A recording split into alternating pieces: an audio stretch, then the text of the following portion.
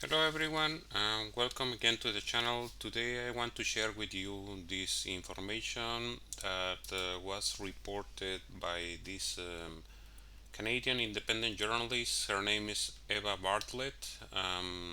She has spent years on the ground covering conflict zones in the Middle East, especially in Syria and Palestine, where she lived for nearly 4 years.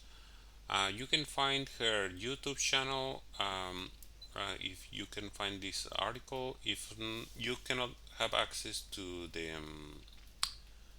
RT website, I will still provide a link to her channel. You can also find her in Twitter, so I will provide all that information for you to look at.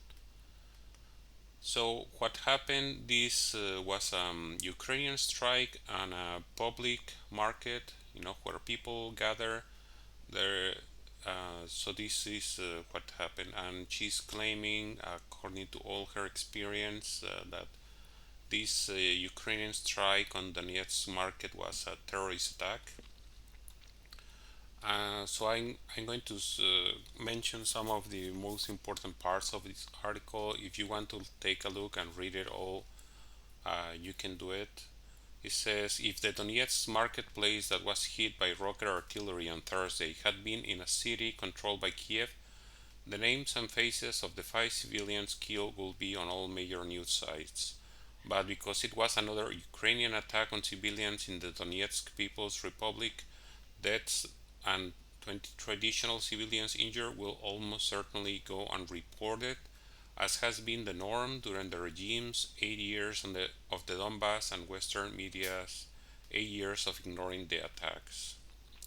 According to the Donetsk People's Republic authorities, 4 people were killed and 1 patient died in an ambulance during the transportation. Presumably, rescue workers dealt with the injured first and didn't prioritize retrieving all the dead as further Ukrainian strikes were possible. So pay attention to this. I saw this during my experience in Gaza, where Israelis waited for people to come to the scene of their attack and then bombed again.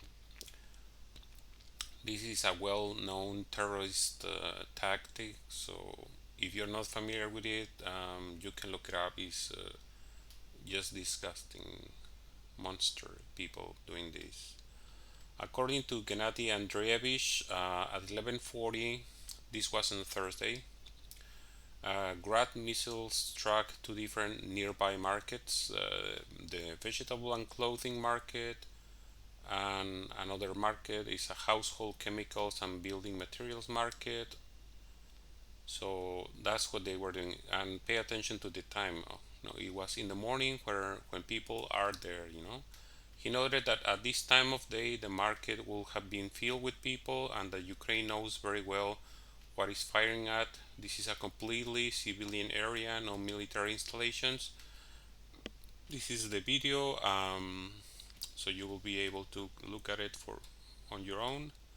And striking crowded markets and streets at a busy time of the day is something terrorists in Syria did for years. To the silence of Western media is something Israel has done for a long time, hitting residential and public areas of Gaza, one of the most densely inhabited places on earth.